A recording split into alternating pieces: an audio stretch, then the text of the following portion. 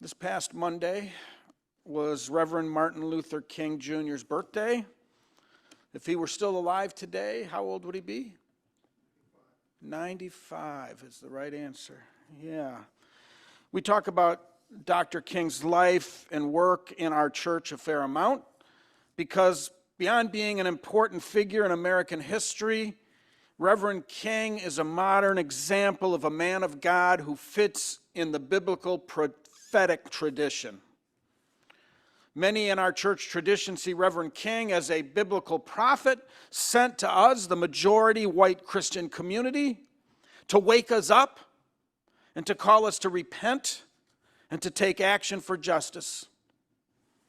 You may have heard me make this reference before, but our denomination, the United Church of Christ, or the UCC, was born alongside Reverend King's public ministry. The UCC was formed in 1957 while Reverend King's public ministry started in 1955 when he led the Montgomery bus boycott. Reverend King did not start the civil rights movement. It was well underway when he arrived on the scene as a young man in 1955. Now, around the same time, talks were well underway between our church's historical tradition, the Reformed and Evangelical Church, with various other very different Christian traditions, and we were focused on unity and peace. Reverend King challenged our ideas on unity. Was it just unity with other white churches? What about the disunity and the lack of peace caused by white supremacy? What about the massive injustice being caused by practices such as Jim Crow and segregation? Reverend King helped us as a new denomination to set our priorities in our early years. After the UCC was formed in the late 1950s, Reverend King directly challenged white churches to take a stand on racial equality. Reverend King met with UCC leaders on a number of occasions and with other mainline church denominations such as the Methodists, Episcopal, and Catholic leaders. Reverend King asked these church leaders, how many of your white churches would actually accept a black person, a black member even, rather than just talk about it? And many churches actually took up the question. Were we willing to treat black folks with respect and equality to the point of allowing them to as equal members in our predominantly white churches? This is, again, the early 1960s.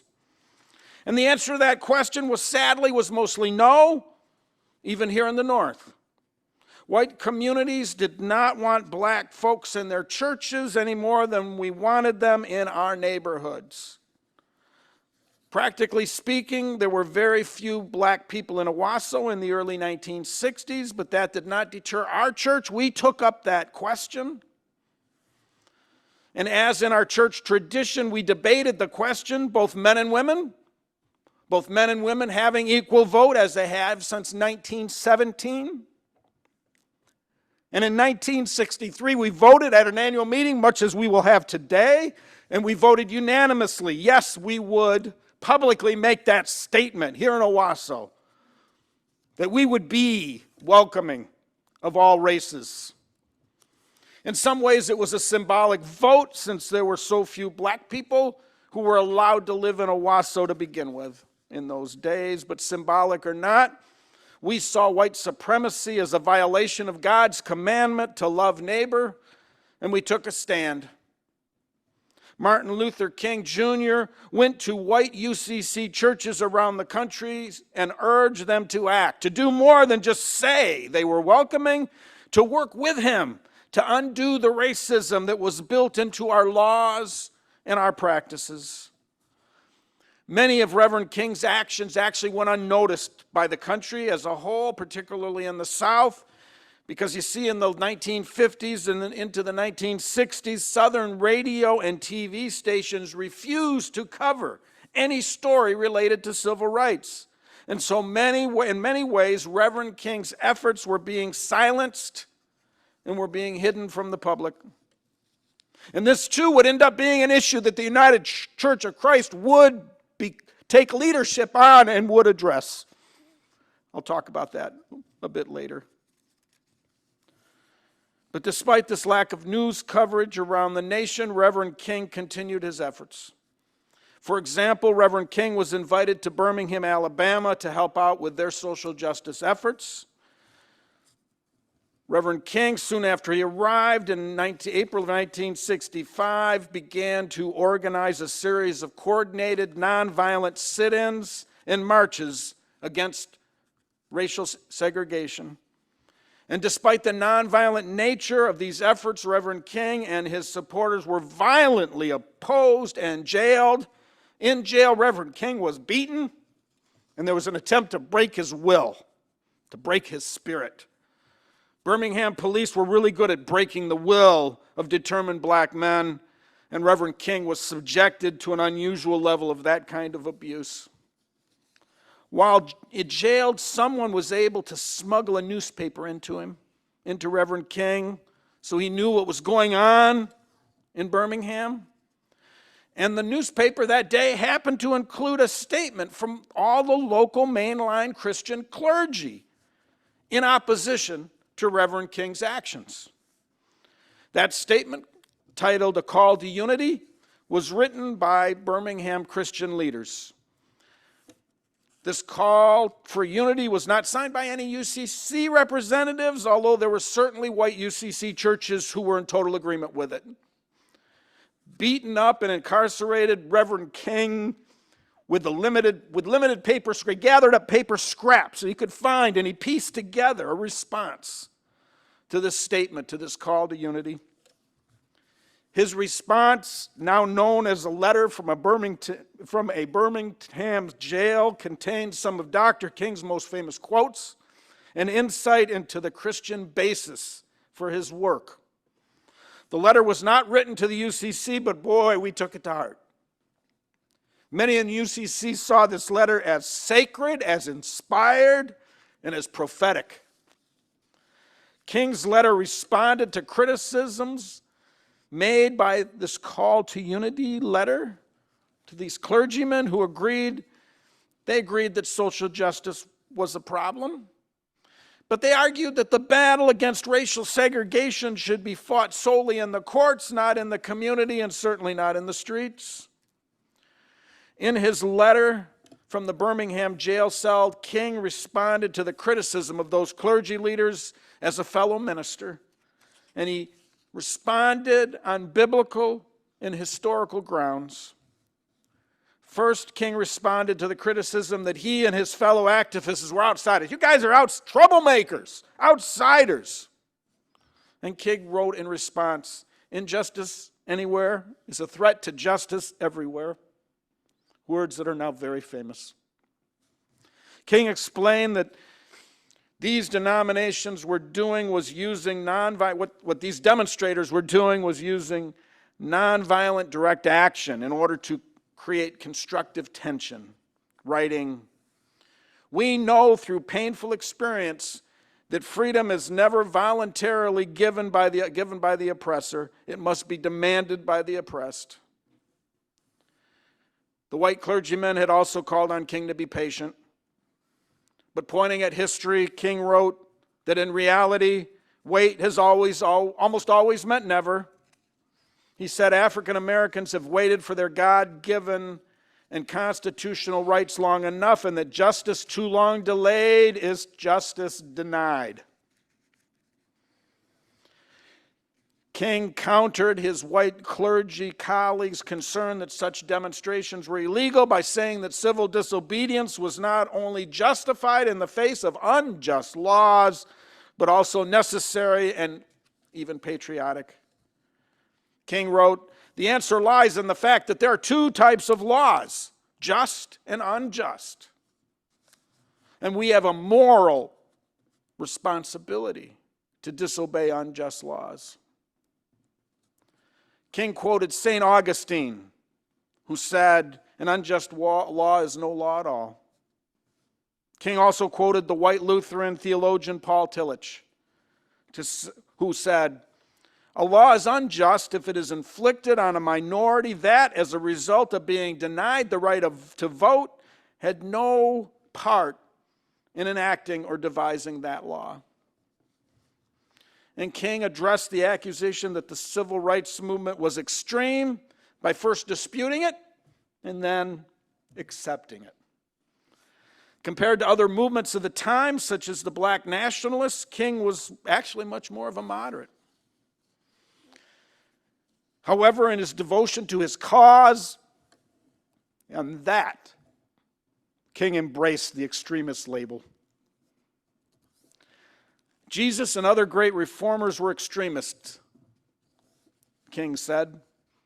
So the question is not whether we will be extremists, King wrote, but what kind of extremists we will be. Will we be extremists for hate or will we be extremists for love? King's discussion of extremism was in response to a lot of the objections to the ongoing civil rights movement that he had been hearing from people who were considered moderates. For example, U.S. President Dwight Eisenhower claimed he could not meet with civil rights leaders because if he did so, it would also require him to also meet with the Ku Klux Klan, as if the two groups were somehow equal. And King's letter expressed general frustration both with white moderates and with certain opposing forces within the black community. King felt that white moderates, including clergymen, posed a challenge comparable to that of the white supremacists. He wrote, "A shallow understanding from a people of goodwill is more frustrating than absolute misunderstanding from people of ill will. Lukewarm acceptance is much more bewildering than outright rejection." Obviously, he was very frustrated. His efforts were difficult. King argued that the white church needed to take a principled stand or risk being dismissed as an irrelevant social club. Regarding the black community, King wrote that we need not follow the do-nothingism of complacement, nor do we need the hatred and the despair of the black nationalist. In closing his letter, King criticized the white clergy leaders' praise of the Birmingham police, who they praised for maintaining order nonviolently, as they put it. King had been beaten and was now sitting in jail cell. He knew from his own experience that the police's actions would not been nonviolent. This letter that Luther King wrote on scraps of paper from a Birmingham jail cell succeeded in lighting a fire under the United Church of Christ. His words felt like a revelation that echoed the messages from biblical prophets such as Isaiah and Micah. A few months after the letter from the Birmingham Jail in June of 1963, President John F. Kennedy went on national TV and proposed legislation to Congress that would ultimately become the Civil Rights Act of 1964. Initially, there was tremendous opposition to the Civil Rights Act from all corners of white society, including churches. So Reverend King continued on his mission around the country, addressing his concerns to as many white churches as would listen, teaching them about the anti-Christian nature of white supremacy. And among other things, he spoke of the extreme brutality being carried out by police against people marching peacefully for justice, and the police brutality that was an ongoing problem against black people in both the North and in the South. President Lyndon Johnson signed the Civil Rights Act into law on July 2nd, 1964. Hubert Humphrey, the floor manager of the Civil Rights Bill in the Senate, commented that churches were by far the most important force at work pushing in favor of the bill, and Reverend King gets credit for that reality. The work of Reverend Martin Luther King Jr. to convert white churches was central to the success of the Civil Rights Act. and the end of Jim Crow. Another law, the Voting Rights Act, passed a year later in August of 1965. That summer in July, the United Church of Christ invited Reverend King to come to and be the keynote speaker at our national convention in Chicago. And Reverend Dr. Martin Luther King Jr. came. And in his speech, he urged white UCC churches to join more fully with black churches in the civil rights movement. This is a photograph of his actual speech with Reverend King's handwritten notes from this UCC event. King felt that it was the church's role to take the moral lead and to condemn racial segregation and discrimination, despite the fact that most white churches had historically supported racial segregation and discrimination, which we'll discuss more at our book discussion later this month as we move into chapter 2 of the book Stony the Road by Henry Louis Gates. Our recent book reading group stands in a long line of effort by the United Church of Christ to educate and to understand this issue. In his speech at the UCC convention, Reverend King acknowledged that changes in the law, particularly the recent civil rights law, were important, but the hardest task was to change people's thinking, and that was the responsibility of the church. Dr. King noted that protests in Selma and Birmingham, Alabama, and in Mississippi had helped white churches to appreciate their responsibility, and how that in turn had helped pass the Civil Rights Act and the Voting Rights Act. But there was still much to do, especially in the areas of inequality of employment, education, and housing. I mentioned earlier that the UCC had taken the Federal Communications Commission to court in an attempt to open up TV coverage and radio coverage of the civil rights movement in the South. What happened was that Reverend King worked with a UCC pastor named Reverend Everett Parker in this effort for many years. Reverend Parker headed up the challenge to the Supreme Court because news stations had been refusing to cover stories about the civil rights movement and the violence that was taking place against the supporters of that movement, keeping it out of sight of the public. The legal battle went on for years. But finally, in 1969, the UCC won its case, and the Supreme Court declared that broadcast licenses issued by the FCC were a public trust, and that a station would lose their license if they engaged in white supremacy practices that kept civil rights issues off the news. After that, news coverage of the civil rights marches began to spread in the South. And this is an important part of our history, that the United Church of Christ has been an anti-white supremacy denomination since our earliest days when we first came together in 1957, and how even as a still mostly white church, we continue to fight against white supremacy to this day. I don't know if you're aware, but our denomination for years has been offering anti-racism training and employing anti-racism activists. A lot of progress has been made in terms of racial justice, but we still have a long way to go. Due to systematic racism, black people in America were shut out from our nation's economic growth for many years. Because of that, to this day, white people hold on an average at least 6 times more wealth than black people. And it's still a lot easier to get a good job if you're white. Life expectancy and infant mortality are both far worse in the black community than in the white. We, the UCC and St. John's Church, have for years worked to reduce these disparities, and not just regarding black folks. We have worked to reduce disparities for First Nations people, for women, for LGBTQ people, for the poor, and more. Biblical justice can only be achieved by ensuring that no one is treated as second-hand people, by remembering that all of us are worthy of love, justice, and support, that we are all children of God, whether we're believers or not. Our interest in civil rights is in our church's foundation. It's in our DNA, and our work in this area is far from over, as we do our best to follow the example of the prophets, which is the tradition of Jesus Christ. Amen.